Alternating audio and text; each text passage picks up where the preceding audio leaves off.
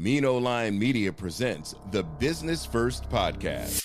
Hi, all, and welcome to a new episode of Business First with Sonia Aline. I am your host, and today we are talking with Tamara Armour, who is the co-founder and chief operating officer of Talent Activated, which is located in one of my favorite cities, New Orleans. How are you, Tamara? I am wonderful, Sonia. Thank you so much for having me on the show. Yes, thank you for being here. And did I pronounce your last name correctly? It's Armour? Pronounced Armour. My husband is a New Orleanian, so his French Creole last name pronunciation, but Armour just depends on where you come from, how you pronounce it. Beautiful last name, which means love. So yes, it does. It's absolutely beautiful. Well, thank you for being here. Tell us a little bit about your agency. Absolutely. So Talent Activated has been a labor of love. We were founded in 2018.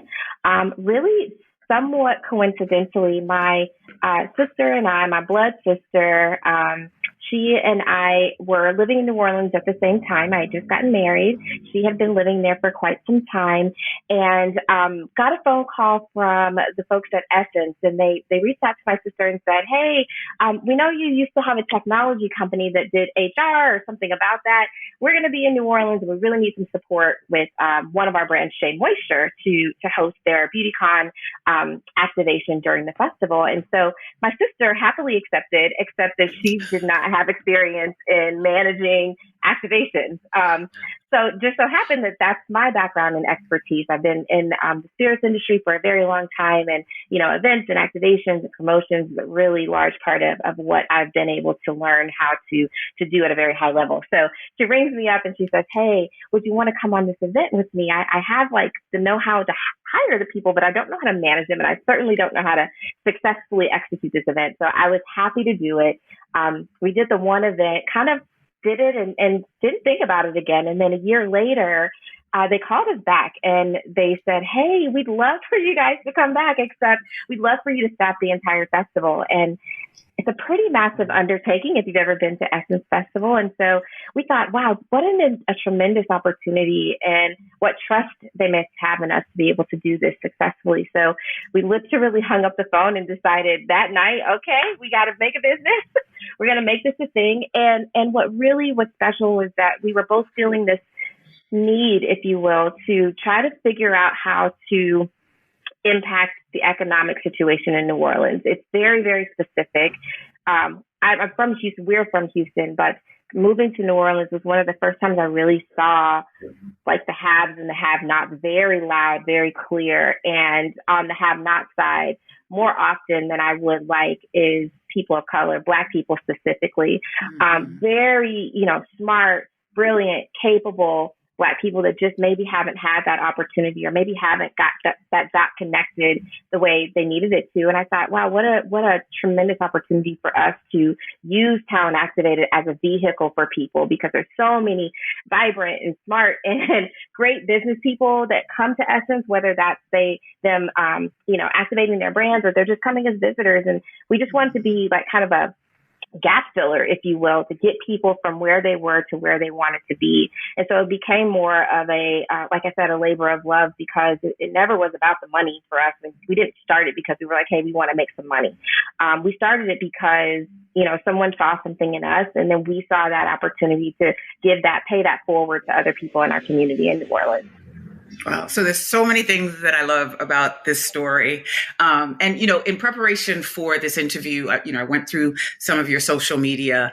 And so now there's a post that you did that makes so much sense on Instagram, on the Talent Activated piece. And it said, begin anywhere. Mm-hmm. And, for a lot of us, and I can speak for myself, who sometimes, get caught up in protocol, or where do I start, or where do I begin, or how do I move the next piece? I love that your sister didn't have a particular expertise in this area, said yes, called you, and you all just started. And so when people ask you, I'd like you to talk about the post a little bit. So when you say begin anywhere, that's literally what you've done. So you speak from experience with that, don't you? Absolutely. And begin anywhere for us really means do what you can with what you have now, and really kind of having a bit of urgency in that. I think a lot of times business owners get so caught up in the perfect time or the perfect amount of money or the perfect team. And the reality is that rarely happens. Even after a long time in business, like the stars don't always align that way. It's just not how business, the world, or anything really works. And so, we just felt like we want to instill in people that the time is now. The time is now. The opportunity is here. The time is now. If you have something, start there. We'll help you get the rest of the way, or we'll give you the resources, or we'll kind of be a conduit to help you get the rest of the way. And so I think, another one of our taglines and really core values in our company is excellence at all levels. So, we say that because a lot of people feel like, oh, well, and we don't let people say that. Like, you're not just, you are something, you are somebody, you're worthy. It doesn't matter if you're a junior assistant, if you're a brand ambassador, or if you're the CEO of the company. You're not just anything. You are that, and be that fully, and be excellent in that until you get to your next step and into the next step. And so it really is kind of a, being all in wherever you are mentality in everything that we do and at all levels. Wow, that's great. That's great. What are you hearing right now, particularly since you're in the talent business, and that's your expertise? Everyone's so concerned with all the layoffs. Everyone's concerned with, that we might be going into a recession. Depending on who you talk to, some people say we're definitely headed into a recession. Some people say that, they're not sure whether or not it's going to be as serious as people have concerns about. But what are you feeling? What are you hearing in terms of people also thinking that maybe this is not the time to leave a job and start a business because we're not sure about what's going on in the economics of our country right now?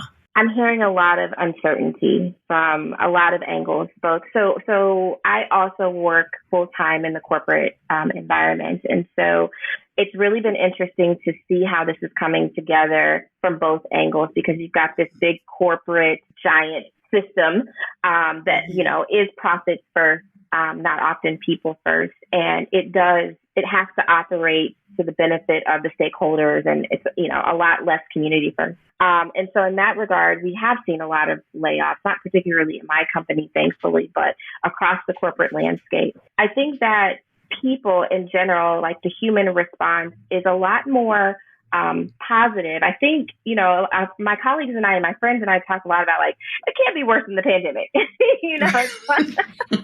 like that's kind of like the baseline. It's like a new baseline, right? It's like before the pandemic, we might have all been panicking right now a little bit, but people are like, no, we're like, we kind of have the power a little bit. And if I don't work here, guess what? I might take my skills with me.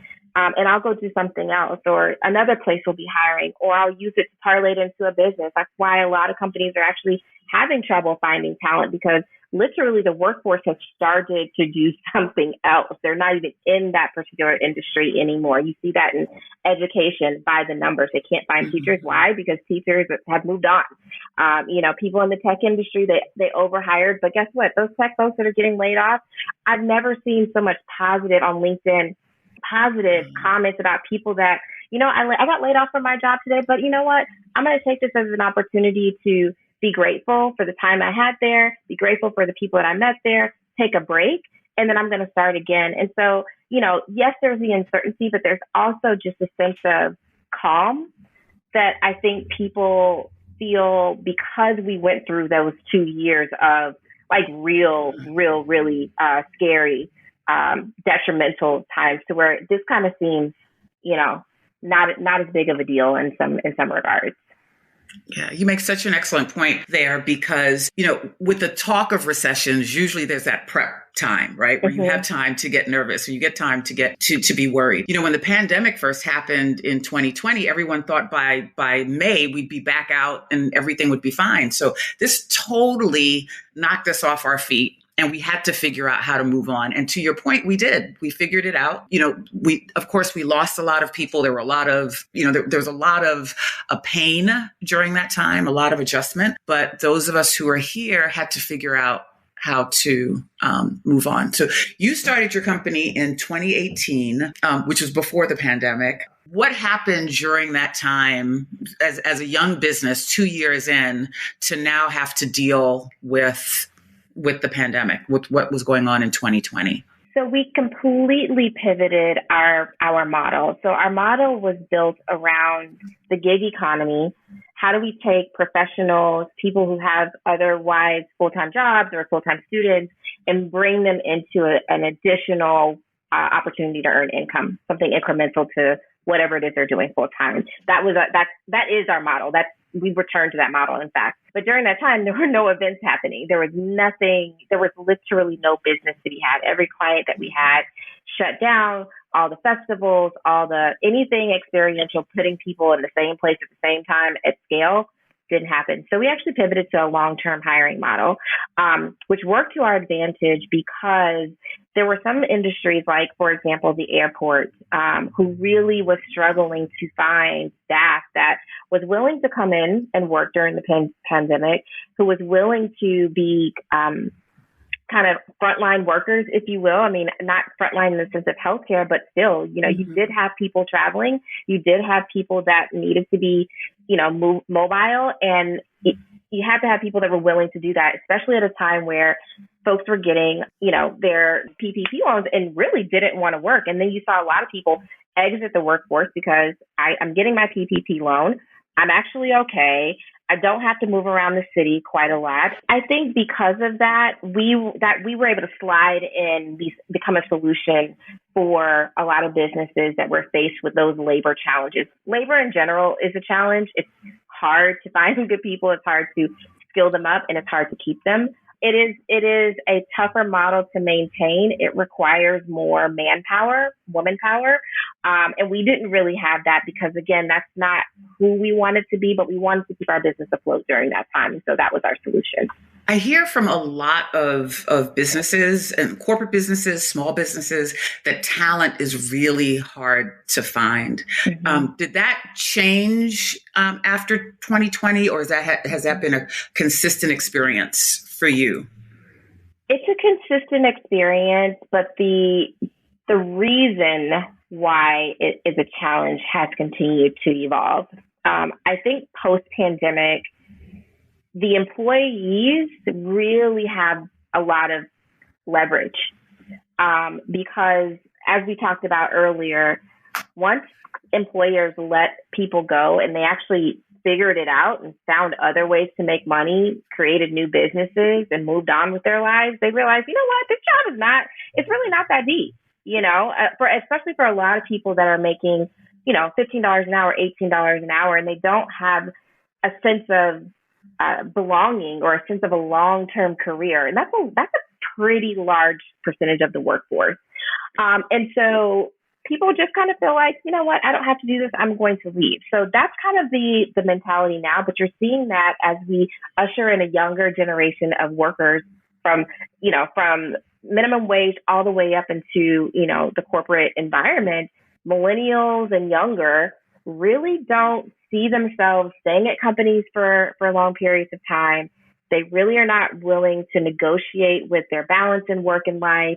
And it's just different. I mean, the landscape of the work landscape fundamentally is different. And so employers have to provide different things than we did pre-pandemic to keep people engaged, to keep them performing at a high level. And so what we find is that turnover rate is higher. It's actually increasing. Even though people are being asked to come back to work and they're being given jobs, they just don't see it as an end-all be-all anymore like, we used to pre-pandemic. I think it's just, that was kind of like the great reset of like what's really important in life. And people have not departed from that. They're just not, it's not as easy, as it once was for employers to have the upper hand. Right. It sounds like in your description of Talent Activated that you all do a lot of coaching. Mm-hmm. So what have you found in terms of the benefits of your business in the talent in New Orleans and how you've been able to make people feel about themselves, how to raise their confidence level? Like what lessons have you learned for yourself in that process? What I've learned for myself is that service is key to leadership. one cannot exist without the other. I think a lot of people want to be a boss and, they want this title, and it really is not real unless service is kind of your first and last mission in what you're doing. And so service gives me a lot of joy. Being able to help people find their North Star. I've been very, very blessed. It's not lost on me that people don't realize their purpose. It's hard to find your purpose. It's very, very, very vague and challenging, and it takes a lot of trial and error. And for whatever reason, I've been blessed to know my purpose since very early in life, and be very clear about that. And so, when I mentor, when I coach, or even when even just in my conversations with my friends, my family, I'm very, very adamant about helping them see themselves, one, as an enterprise. We all have so many things to offer to the world, not just a job, not just this. That's why we don't say, I'm just this. You're not. You have so much to offer to the world, whether that is in your relationships, whether it is how you mentor people, whether that is in your work, whether that is in something else, in the way you give back to your community. And so I think that's one thing I really enjoy in my serving, is like giving people permission to see themselves in a multi-hyphenate capacity and then act upon that, and use it to their advantage economically as well. Because when you see yourself that way, you can bring in more streams of income. You can utilize yourself. Personal utility becomes a really, really highly engaged tactic for people that they don't realize that they have, or that they don't realize they have the agency to have. I think for New Orleans, a lot of people that live there haven't left. They're born, raised. Like my husband told me when I met him, it's like, no, boys don't leave NOLA. I was like, okay, I guess I'm moving to New Orleans, and I did, and I finally got him to leave New Orleans. But it's such a tight knit community, and that's not a bad thing. However, it's something you have to acknowledge that, when you want to be big, when you want to grow, when you want to have a dynamic life, you do have to get out of that one place, one vision, one culture, kind of mindset. And so I really encourage people to travel, doesn't even have to move outside of New Orleans. Go spend a week in New York, spend a weekend in Houston, DC, get around other people, other cultures, and really start to expand your mind and the way that you think about things, the way you see the world. Because ultimately, even when you do come back to New Orleans, that makes you a stronger individual, more marketable individual, smarter individual, because you know more. So yeah, I think, for me, like I said, it's the service part. For what I give, it's really about helping people to just expand their mindset, expand their confidence. I tell people all the time, like, my biggest thing, life is a confidence game, and you have to know what you bring to the world. You have to know what you bring to the world, and you have to be non-negotiable about that. I love that. Life is a confidence game. It is. We've only had maybe 4 companies that either had where owners were working with partners that they were related to or married to. What has that been like, working with your sister, building this business? Oh, it's been a dream. I don't know how, again, we didn't set out to do this, so I can only say that, God and the universe conspired. But a little bit of background as to how it happened. My sister, she's brilliant, first of all. She's my big sister. We are 22 months apart. So we've been like frickin' frack since we were babies, Cabbage Patch Dolls, the whole 9, all the way up the chain. And so she started a HR technology company back in 2012, 2013. So this predates, Zoom adoption, all of like the technology that we know and love now. It's kind of really predated that. So her concept was really before its time. And so she did a really outstanding job pitching for investments. Steve Case, the co-founder of AOL, invested in her company. Richard Lou Dennis, the founder of Essence, invested in her company. So really smart, successful business people saw her, heard her business model, believed in her, and gave her funding. And so she was able to grow this company over the course of a couple of years. She evolved it. And then she got to a point where, everybody knows technology is very fast evolving, and you do need continuous investment in order to scale, in order to grow, in order to keep your technology up to date. So long story short, she ended up having to dissolve the company. And we don't talk about enough what happens to a person when you have to dissolve something that you built from scratch, that you put everything into, that you fully believe in, and it doesn't succeed.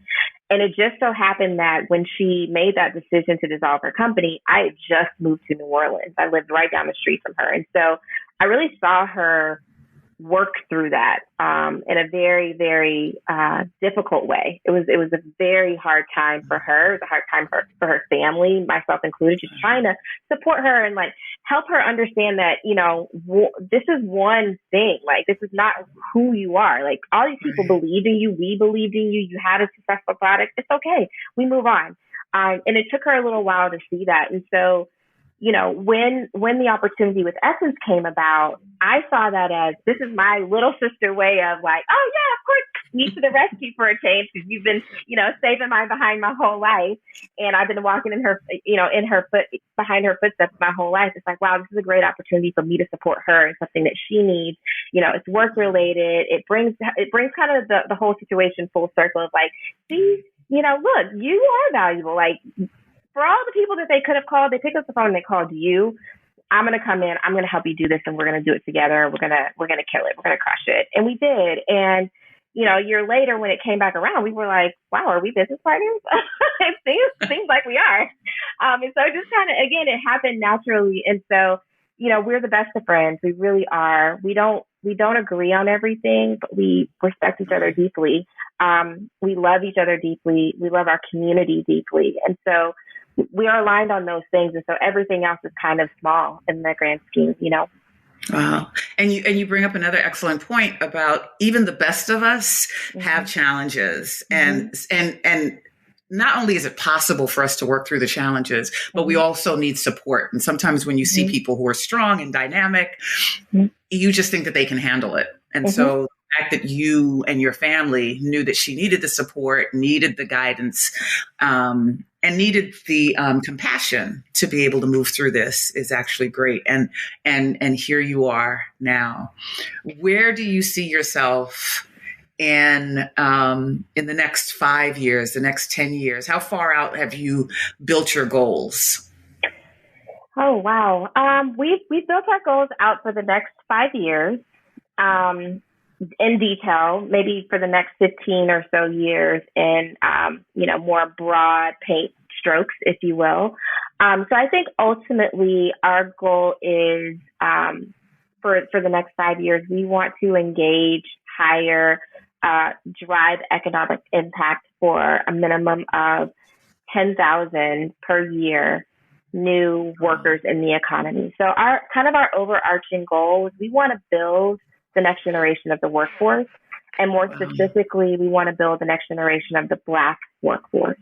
And the reason I call that out specifically is because the Black community has been, and I'm not telling you anything that I'm sure you don't already know, but traditionally we're underserved, under-resourced, under, you know, you name an under, that statistic probably applies to us. And so it really does have significant outcomes for us when it's time for us to go into the workforce. That's why when you go into the corporate environment, it's like, well, why can't we find more Black people at the executive level? Why don't we see more Black CEOs, CFOs, CMOs? Because we're not necessarily set up for that from the beginning, whereas other communities see that for their children from day one, and they set them on that path from day one.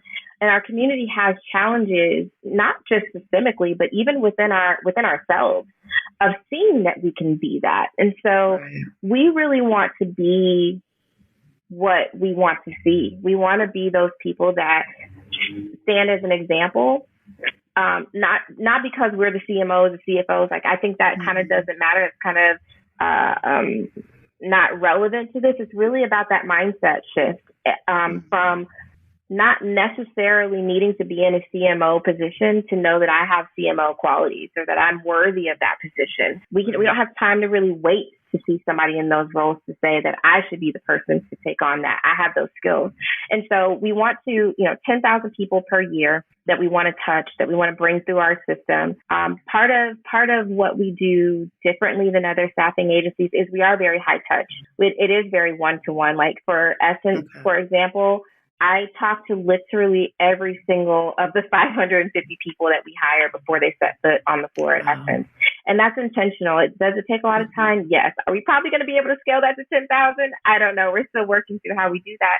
But it's part of our process. And it's a part of our process because it's bigger than just festival. It's bigger than that. It's about how do we change people's lives? How do we help them, set them on a path to wherever it is that they're intended to go, in their purpose in their life? And so having those high touch moments with them is really a game changer. And so many people, young folks especially, and from Xavier, from Dillard, from some of the high schools in the New Orleans area, will come up to us just randomly in the grocery store later on, or at a basketball game. Oh, Miss Tammy, do you remember me? I worked at Essence. Oh my gosh, I'm doing this in journalism, and I can't wait to come and work with you. And it tells me that, one, what we did with them, however small the world may have viewed it, it mattered to them. And if that one moment mattered, then we did our job. And if they can do that for somebody else, then we can kind of start to see our seeds be planted and really harvest kind of what our broader vision is, which is, again, to build the next generation of the Black workforce. So that's kind of our broad goals. In the next 5 years, we want to do that, quantify it by reaching 10,000 new gig workers per year for a total of 50,000. In order to do that, we definitely, part of it is talking with people like you, getting our vision out there. Our mission is critical. We need people to help us actualize that. We need more partners. We need more folks bringing people into the organization so that when we have jobs, we have people that are skilled up and at the ready to take them and to do them successfully. And I think the other big thing that we want to do in the next 5 years is really come up with a dynamic training system that is unique to the Black experience. Because again, and I say Black a lot because it is different. It is different and different. It's nuanced.